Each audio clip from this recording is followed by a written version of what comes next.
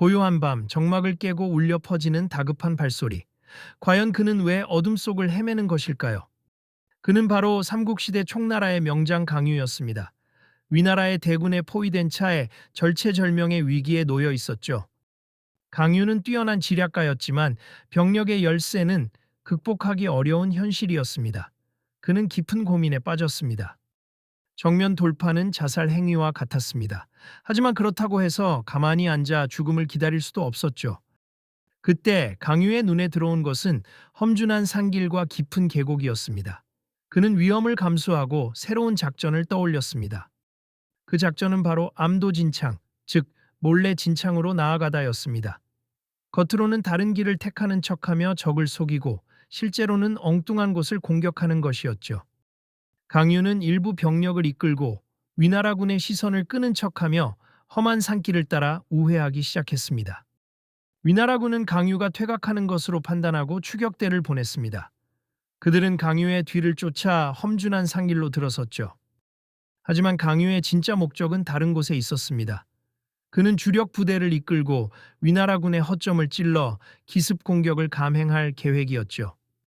강유의 주력 부대는 위나라군의 방비가 허술한 진창으로 향했습니다. 진창은 위나라의 중요한 보급 기지였죠. 강유는 신속하게 진창을 공격하여 점령했습니다. 위나라군은 예상치 못한 기습에 큰 혼란에 빠졌습니다.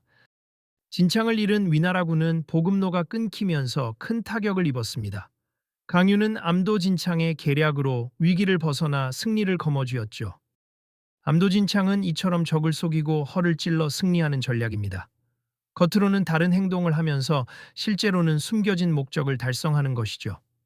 이 전략은 단순히 전쟁에서만 사용되는 것이 아닙니다. 사업이나 인간관계에서도 유용하게 활용될 수 있죠.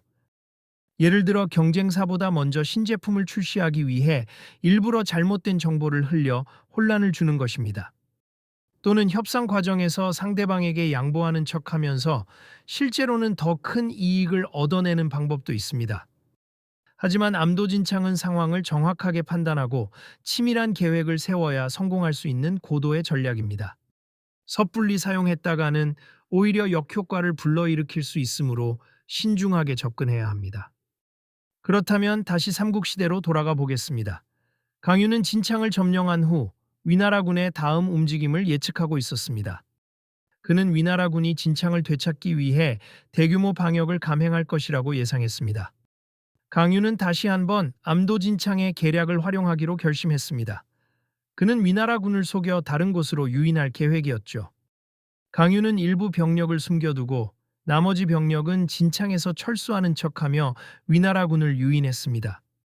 위나라군은 진창을 쉽게 되찾았다고 생각하며 안심했습니다. 하지만 그것은 강유의 함정이었죠. 강유는 숨겨둔 병력을 이용하여 위나라군을 기습했습니다. 위나라군은 예상치 못한 공격에 또다시 혼란에 빠졌습니다.